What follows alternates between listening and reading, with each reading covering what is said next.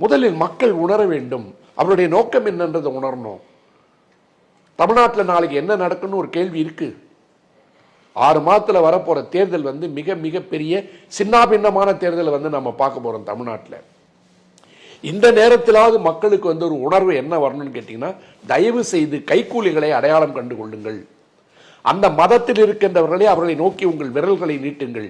கேள்வி கேளுங்க. ஒரு போலி மதவாதியா இருந்துகிட்டு ஏண்டா 24 மணி நேரம் குழினோன்ற இடத்துல போய் உட்கார்ந்துருக்கீங்கன்னு கேளுங்க. என்னை போன்ற நடுநிலையாளர்களுக்கெல்லாம் ரொம்ப கவலையா இருக்கு. ஏன் நாம் இவர்களுக்காக நமது சக்தியை வீணடிக்க வேண்டும்? ஏன் நமது நேரத்தை நாம் வீணடிக்க வேண்டும்? நாம் ஏன் தேவையில்லாத ஒரு விமர்சனங்களையும் பகையும் சம்பாதிக்க வேண்டும் என்று என்னையே சுயநலவாதியா மாத்திடுவாங்களோன்ற அச்சம் எனக்கு இருக்கு. அந்த அளவுக்கு கிறிஸ்தவத்தையும் இஸ்லாமியத்தையும் ஒழிக்கிறது 24 மணி நேரமும் வேலை செய்து கொண்டிருக்கின்ற, சனாதனத்தை தூக்கி தலையில் சுமந்து கொண்டிருக்கின்ற ஒரு ஆள், ஒரு இயக்கம். இந்தியா எப்படி பிரிக்க முடியுன்றது பீகார்ல காமிச்சிருச்சு. அரிஜன் ஒரு பக்கம் போய் ஓட்ட பிரிக்கிறான், ஒவைசி போய் ஒரு பக்கம் ஓட்ட பிரிக்கிறான். காங்கிரஸுக்கு அங்க கோஆபரேஷன் இல்லை, தேஜஸ்வி முழிக்கிறான்.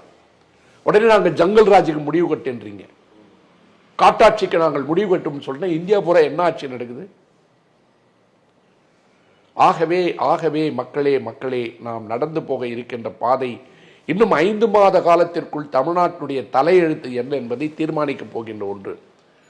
நான் நிறைய வாட்டி சொல்லியிருக்கேன், திமுக அண்ணா திமுக இந்த 2 துருவங்களை கடந்தால் நாம் மிகப்பெரிய பேராபத்தில் போய் சிக்கிக் கொள்வோம். நாளைக்கு அண்ணா திமுகவோட அலையன்ஸ்ல பிஜேபி ஒருவேளை ஒரு 10 சீட் எடுக்குதுன்னு வச்சுங்க, 2 மந்திரி பதவி வாங்கிட்டோம். அதுக்கு பிற்பாடு அண்ணா திமுகவை தூங்க விட மாட்டான்.